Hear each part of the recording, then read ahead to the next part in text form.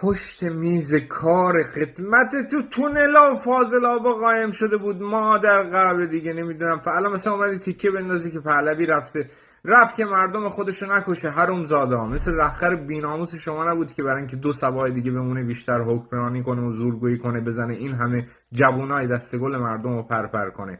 بعد کجا بره؟ جایی برای رفتن نداشت که، همه جا دنبالش بودن.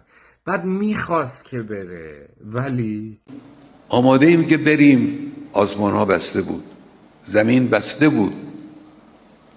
رژیم صهیونیستی و آمریکا هم آسمان سوریه رو بستن، هم راههای زمین رو بستن. امکان نداشت. چرا پهلوی خاریه تو چشم شما حرومزاده؟ آخه رخرتون یکی دیگه زده پودر کرده، بعد 130 روز این موش کثیف رو تازه اومدین چال کردین.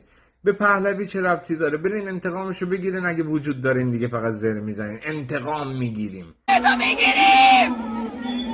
میگیریم انتقام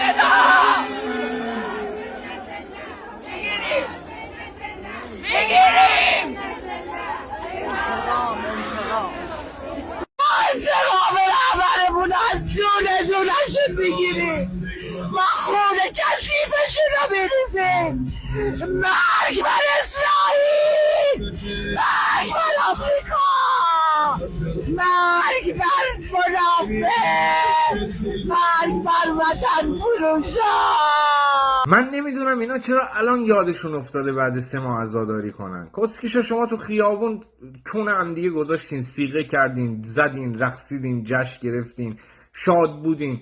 الان دیر نیست یکم به نظرتون برای عزاداری که کسخلین شما دیگه. میگم دیوانه این دیگه. بعد زور نزنین مقایسه کنین. رفراندوم رو تو کف خیابونا دیماه دیدین، تو اروپا و آمریکا هم دیدین.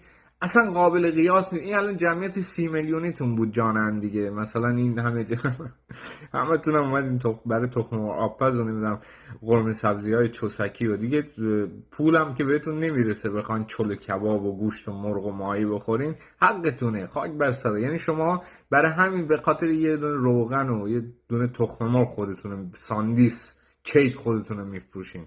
مردم دیدین که تو آبدانان دیدین که برنجار شدی. فرق ما با شما همینه حرومزاده. حالا بیان صبح تا شب بگیم پهلوی. یعنی الان تو اینجا تو هر جای دنیا بگی نور به قبرش بباره، همه میفهمن کیو داری میگی. بگی ان تو قبرش و گه تو قبرش، هم همه میفهمن منظور خامنه‌ای و خمینی دیگه. همه جور تبلیغ نمیدونم پاره کردین خودتون رو پهلوی وابسته است و نمیدونم. الان خودتون برای چال کردن موش فاضلابیتون 1 هفته آمریکا بهتون فرصت داده. یعنی با اجازه آمریکا رخرتون اومدین چال کردین دیگه. گوی پهلوی رو نخورین شما دیگه. حالا باز بیان بگین طرفداراتون هم دیدیم دیگه، اینا یکی از یکی انتر دیگه. رفتین از جنوب آفریقا هم طرفدار آوردین، امثال این وحید خزایی حرومزاده، پویان مختاری، یکی بی‌ناموس‌تر. یادتون رفته همین بی‌ناموسا تا دیروز به شما فوش میدادن. البته که سیاست بازیشون بود، مهرهای خود شما بودن.